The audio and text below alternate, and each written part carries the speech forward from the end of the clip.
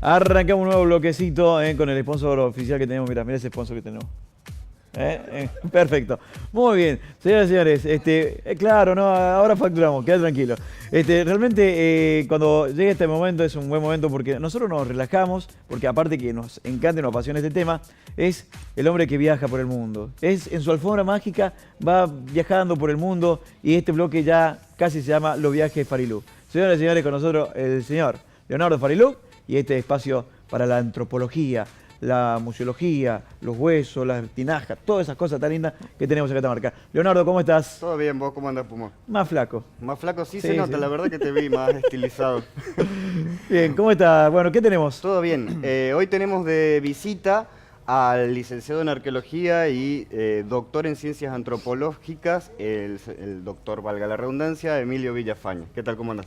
Muy bien, Leonardo, ¿y vos? Todo bien. Tengo entendido que vos trabajás en lo que es la zona del departamento Paclín y norte de Ambato con un tipo de arqueología en particular que se conoce como arqueología del paisaje. Así es. ¿De qué se trata esto? Bueno, empecemos por parte. Primero, empecé a trabajar el departamento Paclín en el año 2005-2006, a punto de recibirme de la licenciatura, más que nada por dos cosas puntuales. Primero porque soy de ahí, me siento de ahí, mis padres son de ahí, mi familia es de ahí, del norte de Paclín, más que nada de la zona de Valcosna. Y al hacer un análisis bibliográfico me di cuenta que era una zona que no tenía investigaciones arqueológicas. Y bueno, vamos a ver qué hay acá. Más que nada en concordancia con zonas vecinas como el Gran Valle de Ambato, muy estudiado. Que sabemos por la tiene arqueología, muchísimo. mucho. Una de las zonas con más arqueología de Catamarca. Los llanos de Alberdi también, la zona de Escava, ni hablar del campo del Pucará, en fin, a la vuelta estaba lleno de arqueología. En Paclín era como un hiato que no conocíamos nada. Bueno, entremos ahí. Y una de las formas de entrar a hacer arqueología es a través de la arqueología del paisaje. ¿Qué es la arqueología del paisaje? ¿Cómo definirlo no académicamente para que todos lo entiendan? Es como decir, tratar de romper con ciertas lógicas occidentales acerca del conocimiento y tratar de entender que las personas en el pasado, y no tan en el pasado sino en la actualidad también, tienen otras lógicas de pensar, lógicas que no son occidentales, mercantilistas, actuales. Te pongo un ejemplo muy puntual. Una de las cosas que a mí siempre me movió a estudiar fue el tránsito y la movilidad de las personas en el pasado. Recuerdo que venía un arqueólogo, un gordito ahí de la zona centro-sur de la Argentina. Arqueólogo Claro, muy conocido. Muy conocido, sí. Y me decía, che, y miraba la cumbre de la Graciana al norte de Paclín, y me decía, che, pero acá cruzar esta cumbre debe ser como muy complicado, ¿eh? Para la otra zona debe haber habido un grupo social completamente distinto. Como una especie de frontera. Exactamente. Y yo le decía, no, mirá, la gente en la actualidad lo cruza, es un cruce simple, hasta cotidiano. Entonces, la lógica actual del gordito que andaba en auto todo el tiempo, que obviamente no iba a poder cruzar. No iba a poder cruzar, miraba la cumbre y decía, no, esto es imposible de cruzarlo. Y yo mismo lo cruzaba. Yo empecé, bueno, es un estudio mucho más largo, mucho más complejo de comentar, pero la gente aún en la actualidad, la gente campesina en la zona, hace ese cruce cotidianamente. Y las personas en el pasado, ¿por qué no pensarlo que también lo hacían? Las casas hoy en la actualidad se disponen a ver el río. En el pasado las casitas estaban asentadas en toda la cumbre, hasta la parte más alta.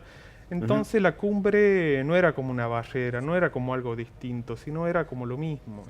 Entonces, eso te permite la arqueología. Hay una concepción del espacio y de los usos completamente distinta, que el espacio no es algo dado, sino es algo que se construye socialmente.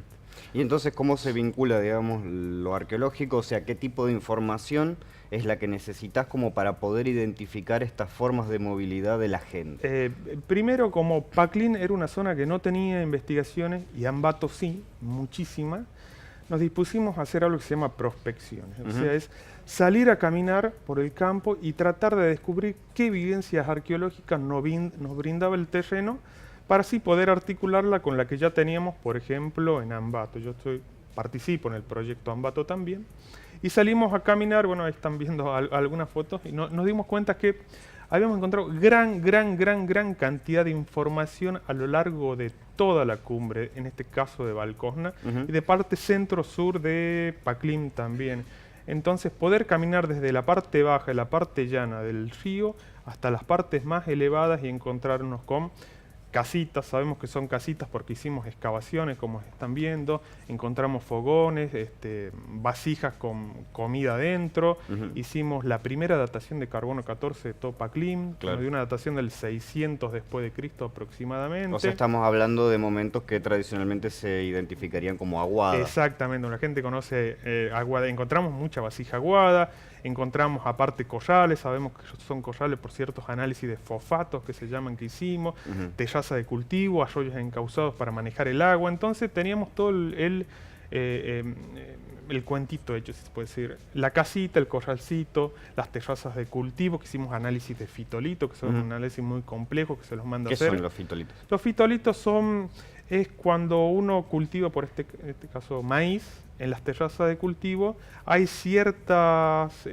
partes del maíz que caen y se fosilizan en la tierra. Entonces, vos con el tiempo haces un corte, sacás la tierra, lo mandás a hacer el análisis, en este caso es en Diamante, en Entre Ríos, y a través de un análisis microscópico puedes decir qué estaba ahí en la tierra. O sea, ¿qué especie específica? ¿Qué especie? Digamos, hay muchas gramíneas por pasto, pero te pueden salir papa, te puede salir zapallo, te puede salir maíz. A nosotros nos salió que estaban cultivando maíz. Entonces tenés la casita, la gente viviendo, el corralcito con los animales, las terrazas de cultivo con maíz, pegados a los arroyos encauzados para guardar agua. Todo eso en un espacio completamente construido desde el fondo de valle hasta las partes más elevadas de la cumbre. Y si mirabas hacia el Valle de Ambato, esa continuidad espacial seguía y nunca se cortaba. Entonces, para la lógica actual, ¿qué te dice? Que Ambato es un lugar, Paclín es otro, por ordenamiento territorial actual, si querés, los departamentos. Claro, como que tenemos muy metido en la cabeza ya la división política. O si querés, espacial también a través de que de las rutas. Vos para cruzar entre Ambato y Balcona tenés que ir por la ruta, cruzar por la cuesta de Sing y bajar, y lo ves como desde dos lugares diferentes. Muy distantes. Muy distantes, muy diferentes. Pensá y mira un mapa.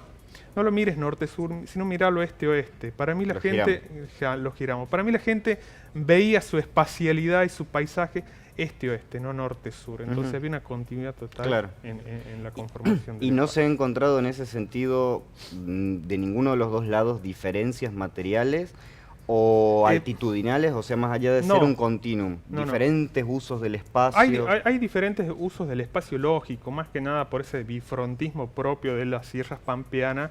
Las montañas de esta zona, en la parte este son mucho más cortadas, en la parte oeste mucho más que tienen, digamos, una pendiente mucho más suave. Esa pendiente más suave la gente vivía y cultivaba. En la parte oeste, digamos, a veces se complica, pues una pendiente bastante. Entonces la topografía por ahí sí hacía que la gente no llegue ahí. Sí, en Ambato hay algo mucho más diferente, que hay una diversificación social, política, heterogénea, mucho más profunda, con la famosa iglesia de los indios, que vos debes conocer bien. Son sitios grandes, bueno, para toda la gente, muy conocidos por ser espacios supuestamente de descentralización del poder. Religiosos muy importantes, que hay en Ambato y en Balcona no lo hemos encontrado aún, digamos. Aún así, viendo la espacialidad de Ambato, creo que es un valle mucho más amplio, digamos, tiene otra topografía. Creo que había algo diferente, pero no mucho más diferente que lo que hay en Ambato. Entonces podemos verlo como una continuidad espacial. Y en ese sentido se hace relevamiento, se hacen los planos, supongo que los comparás en el espacio. Exactamente. Y el tema del tránsito particularmente, ¿cómo lo analizas? Pues está bien, es cierto, uno puede decir, la gente hoy pasa, y hay ya espacios conocidos, lugares que son pasos, valga la redundancia, pero ¿cómo identificás para momentos prehispánicos, qué lugares pudieron haber sido específicamente los tránsitos? Eso no deja de ser conjetural e hipotético, ¿no? Pensar que ciertos pasos actuales que aún la gente transita y que los animales transitan, quizás tal vez en el pasado podrían haber sido utilizados. ¿Qué nos lleva a pensar esto? Los sitios asociados muy cerca de estos pasos, esa continuidad espacial. Antes se pensaba que la gente solo transitaba a través de los costados de los ríos, que la transitabilidad era muy nula. Antes en arqueología no se pensaba que la gente caminaba demasiado, es decir, Claro. no se hacía análisis espaciales muy acotados. muy acotado, no se pensaba a nivel mucho más regional. Bueno, en estos últimos años, estas últimas décadas, esto ha empezado a cambiar. Pero no deja de ser conjetural. No quiero decir que la senda que yo crucé, porque yo crucé por Paclín por 7 lugares diferentes. 3 por Balcona, por la zona de San Antonio de Paclín, por La Merced, por Amadores, por Palo Labrado, por Monte Potrero, por La Bajada. Todos esos pasos los hice yo experimentando el paisaje, viendo cuánto tiempo se demora, qué sitios están asociados a ¿Qué eso, referencias qué referencias espaciales? especiales hay. En fin, no deja de ser conjetural en cierto sentido, pero tenemos cierta evidencia que también nos permite llegar a esas conclusiones. Muy interesante. Y hoy por hoy, o sea, culminaste el doctorado, Así esto es. un proceso que partió desde Del 2006, la licenciatura. 2005, 2006 hasta hace 3 años. Y ahora estás vos de docente en la Escuela de Arqueología, Así es. pero además estás como investigador y además haciendo el postdoctorado, Así es. que ya es como el máximo título que se puede aspirar dentro de la se carrera puede llegar a decir académica, que sí. por decirlo así. Sí. ¿Y qué es lo que estás haciendo ahora? Bueno, en el postdoctorado, estoy haciendo ya como un análisis de paisaje, pero más situado en un sitio, un análisis de una pequeña casa, de una pequeña habitación. Es como pensar este paisaje a nivel regional, pero en un espacio Es como que mucho vas más afinando el pequeño. foco. Exactamente, afinando el foco. Ya tengo una visión macro, tengo todas las casitas, todos los corralcitos, todas las terracitas de cultivo. Bueno, pero ¿qué está pasando? Pensémoslo en términos actuales. Tengo el poblado, el pueblo, ¿sí? Pero quiero ver qué pasa en una casa puntual. Entonces eso implica hacer un análisis mucho más fino, llevar a cabo excavaciones mucho más concretas, mucho más También grandes, como las que mucho haces más, tú. exactamente, mucho más afinadas, ampliar todo eso, y eso nos da un montón de información. Aparte de eso, también con mi doctorado, y lo sigo haciendo, hice mucho arqueología histórica en la zona de Paclín. Con la arqueología histórica nos referimos a no un cambio de técnica necesariamente, No. sino a un momento temporal, post-conquista. Exactamente, sí, post-conquista, Ajá. exactamente. La particularidad de la arqueología histórica es que nos permite trabajar con las técnicas de la arqueología, pero apoyados también con referencia documental. También, si se quiere. Textos escritos Textos por parte de escritos, los sí, colonizadores, en este exactamente. caso particular. Sí, colonizadores o la época más actual republicana. Estuvimos trabajando en una casa del 1800, estuvimos trabajando en un par de iglesias, una iglesia que se creía jesuita, la vieja iglesia de Amadores, que muchos deben conocer. Que todo el mundo siempre dijo una iglesia jesuita. Todo el mundo dijo que era una iglesia jesuita, se formó un proyecto de ley para declararla monumento histórico provincial, que se la ha decretado y está muy bien. Pero, Pero con ese detalle. Claro, con ese detalle que se decía que era jesuita, el 1600, y a través de análisis bibliográficos, gracias a mi amigo Marcelo Gersani Oviedo, que me permitió entrar al tener llegada a esos textos, vimos que hay un texto que dice: esta vieja iglesia de Amadores, que fue donada por tal, fue creada en el año 1869. Muchísimo más tardía, cambia completamente. Muchísimo más tardía. Entonces ya tenemos el dato escrito. En ese sentido, pierde de alguna manera su valor patrimonial, o por lo menos en el Para marco mí de no, esa para mí declaratoria. gana. Sí. Gana. A mí me hubiera encantado que esa declaratoria de monumento histórico provincial no se haya hecho a base de una congregación jesuita que de hace muchísimo tiempo, que después fue expulsada de América, sino que hubiera sido mucho más lindo que se haya decretado monumento histórico provincial. Porque en tantos documentos que leí dice: gracias a los fervientes pobladores de la zona de Amadores que donaron tierra, tiempo, dinero, trabajo para la creación. ¿Qué no más lindo que crearlo? Tiene un peso local mucho más local mucho más importante, que eso no fue. Pero algún día es capaz. Algún día quizás. Podemos. Pero de todos modos, se sigue trabajando ahí, vos y un equipo de compañeros que están en pos de la activación patrimonial de este Exactamente, sitio, sí, digamos, de sí. esta iglesia y de otros espacios también de la zona, ¿no? Sí, hace poco me llamó un amigo, Pablo Sabio, director de turismo de la municipalidad, que nos pongamos las pilas y sigamos trabajando en ese aspecto. A mí me parece importante porque está bien, yo hago investigaciones, publico por ahí en muchos revistas científicas, técnicas nacionales, pero la gente local no sabe lo que uno está haciendo y lo importante que es esto para las poblaciones, y esto es acercarse más a la comunidad, hacer una bajada.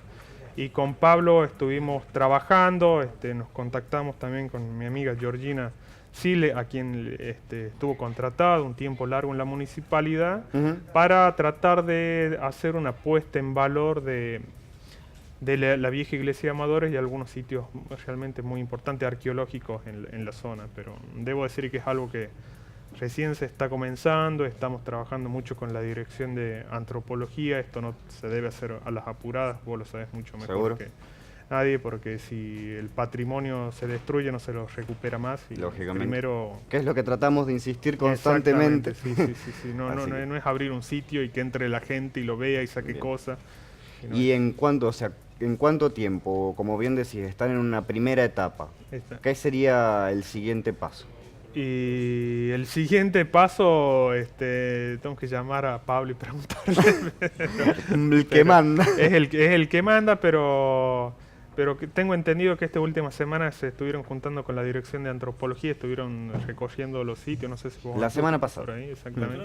Y en todo esto, ¿la municipalidad de Paclín participa en algo? ¿Está informada? ¿Se comunica? Digo, así como en este caso Paclín, ¿no? Pero digo, Sí. las municipalidades, Sí. cuando ustedes hacen las intervenciones, ¿son notificadas? ¿Acompañan? Sí. ¿Les interesa? Bueno, eso lo sabe mejor Leonardo, pero sí son notificadas siempre cuando se dan los permisos de área, son notificadas, y eso depende mucho del investigador cada vez que sale a hacer sus campañas. Nosotros siempre damos aviso a la municipalidad. Por un tiempo la municipalidad de Paclín, yo cuando me recibí mi licenciatura en el año 2007, ante el anterior intendente René Noriega me llamó, me felicitó y me invitó a trabajar con ellos. Estuve trabajando 9 meses hasta que bueno, me salió la beca doctoral, me fui a Córdoba a vivir 5 años y volví. Después estuvimos trabajando mucho también con el senador Marcelo Cordero. Con Marcelo.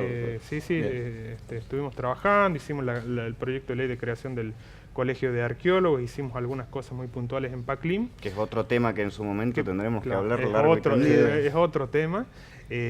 Bueno, él dio muchísimo apoyo, sin él eso no hubiera salido. Y bueno, ahora con Pablo sí me llamó y me invitó a seguir trabajando. Yo por una cuestión laboral no me pueden contratar allí, por eso le llamé a Georgina, alguien de confianza, arqueóloga también. Seguro. Bueno, yo lamentablemente he visto sitios que han sido totalmente saqueados. No digo eso. Sí. Esto, qué lástima que no podamos ser partícipe al vecino, que se sienta parte, que se sienta...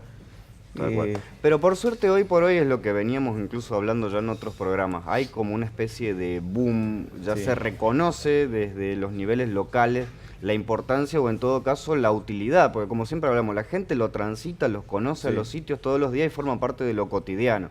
Pero el hecho de encontrarle otra vuelta a eso es algo que se empezó a desarrollar ahora hace poco.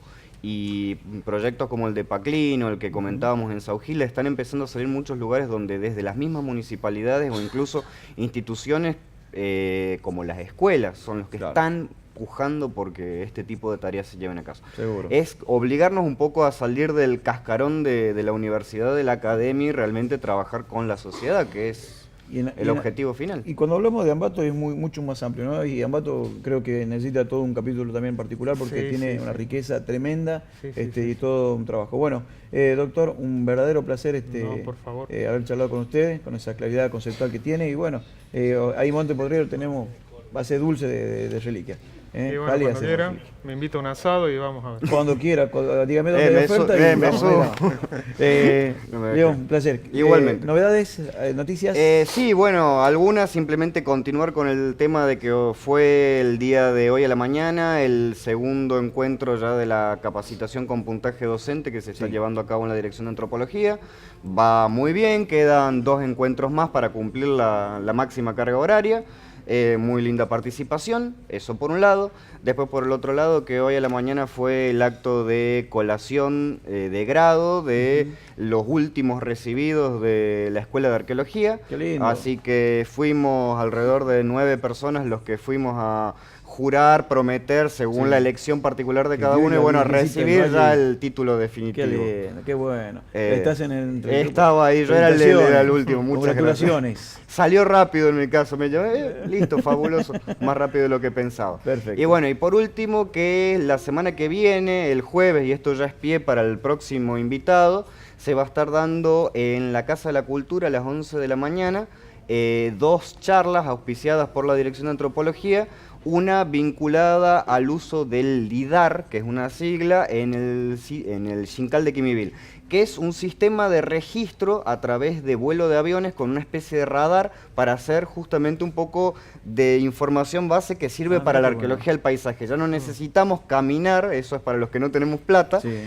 para hacer una primera aproximación directamente desde el vuelo, hace un relevamiento 3D. Así que una de las... Hace un relevamiento de lo que está, lo que no se ve en superficie. Lo que no se ve en ¿Pero superficie. se lo hace por aviones o satelital? Digo, porque ahora... No, es por este por avión ahí. con Perfecto. un radar y Porque es como muy puede cerca. ver lo que Bien, está enterrado. perfecto. Y otra que es sobre el uso de drones. Bien. Así que bueno, eso ya directamente también, ya conocemos todos un poco, los empezamos a ver seguido. Seguro. Así que esas 2 charlas. Y bueno, el encargado, que es el doctor Reinaldo Moralejo, que es el que está a cargo del proyecto LIDAR en el Xincal, va a ser nuestro próximo visitante. Y por supuesto, solidarizarnos con la gente que trabaja y mostrar nuestro total y completo repudio a lo vivido en el pueblo perdido Por de la supuesto, Quebrada, por supuesto, sí, vandalismo, realmente, ya tantas no cosas tiene estas- lugar en esta sociedad. No, la verdad que no, muy triste. De todos modos, lo que podemos alegrarnos es el hecho de que parece que fueron unos ladrones patrimonialistas, porque por suerte, o sea, se nota que estaban buscando solamente lo que es material tecnológico, quizás algo de dinero.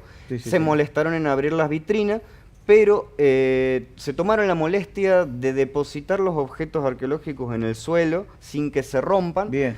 Solamente se rompió una pieza arqueológica, un puco, que ya estaba roto y que se lo había remontado, se lo había Sí. pegado, se volvió a partir. Y se llevaron 2 fichitas arqueológicas, que son 2 fragmentos de cerámica con los bordes pulidos para que queden redondos, como si fuera souvenir. Así que en términos patrimoniales en sí, por suerte la pérdida fue poca. Pero sin la menor duda, esto es un indicativo, por un lado, de la situación social general que estamos empezando a vivir, y por otro lado, de la necesidad urgente de los responsables del Centro de Sí, Interpretación hay de que Pueblo poner Perdido seguridad. de mejorar las condiciones de seguridad. Bueno, que tal cual. tengas una excelente semana, un Igualmente. placer, y ya, bueno, ya vamos a coordinar lo del asado. Mete. Permiso, perfecto, muy bien, me vengo un poquito para el medio.